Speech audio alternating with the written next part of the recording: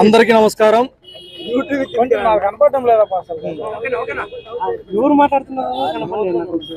కూటమి ప్రభుత్వం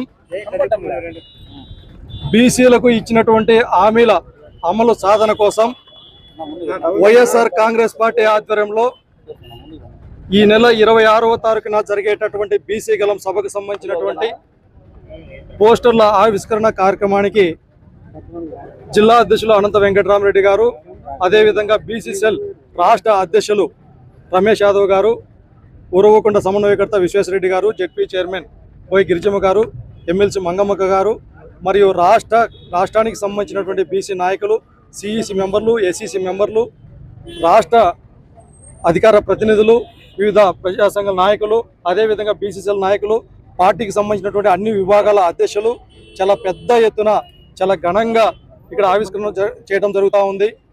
మనకందరికీ తెలిసినటువంటి విషయమే, ప్రతి ఎన్నికల ముందర చంద్రబాబు నాయుడు గారు ఒక్కొక్క ఎన్నికలప్పుడు ఒక్కొక్క విధంగా ఒక స్లోగన్ తీసుకొని, ఒకసారేమో ఇది బీసీల పార్టీ అంటాడు, ఒకసారేమో ఇది బీసీలకు వెన్నుముక అంటాడు, మరొకసారేమో నేను బీసీ పక్షపాతిని అంటాడు. ప్రతి ఎన్నికల ముందర బీసీలను మభ్యపెట్టడం, బీసీలను వాడుకోవటం, అధికారంలోకి వచ్చిన తర్వాత ఈ రాష్ట్రంలో ఉన్నటువంటి బీసీలను నయవంచనకు గురి చేసేటటువంటి పరిస్థితులు మనకందరికీ తెలుసు, మనం అందరం చూస్తూ ఉన్నాం. గత ఎన్నికల ముందర ఎన్నో హామీలు ఇవ్వటం, అధికారంలోకి వచ్చిన తర్వాత ఈ 2 సంవత్సరాలు అవుతా ఉంది. ఈ 2 సంవత్సరాలుగా చంద్రబాబు నాయుడు గారు మా వెనుకబడిన తరగతులకు ఇచ్చినటువంటి హామీలు ఏమయ్యాయా అని అడిగితే సమాధానం లేదు. ఎంతసేపు ఉన్నా కూడా బీసీలకు సంబంధించినటువంటి అన్ని వర్గాలను ఒక పక్కన అణిచివేసేటటువంటి ధోరణిలో చూస్తూ ఉన్నాం.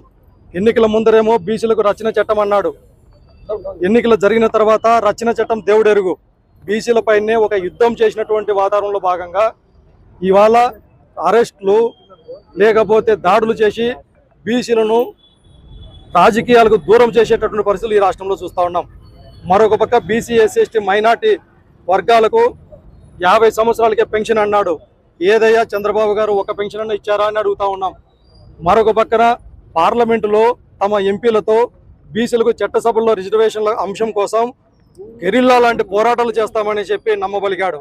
ఇవాళ ఈ 2 సంవత్సరాల కాలంలో దాదాపు 5 సార్లుగా పార్లమెంటు సమావేశాలు జరిగితే ఒక్కరంటే ఒక్క ఎంపీ కూడా బీసీలకు సంబంధించినటువంటి చట్టసభలో రిజర్వేషన్ల కోసం ఒక్క ఎంపీ కూడా మాట్లాడాల.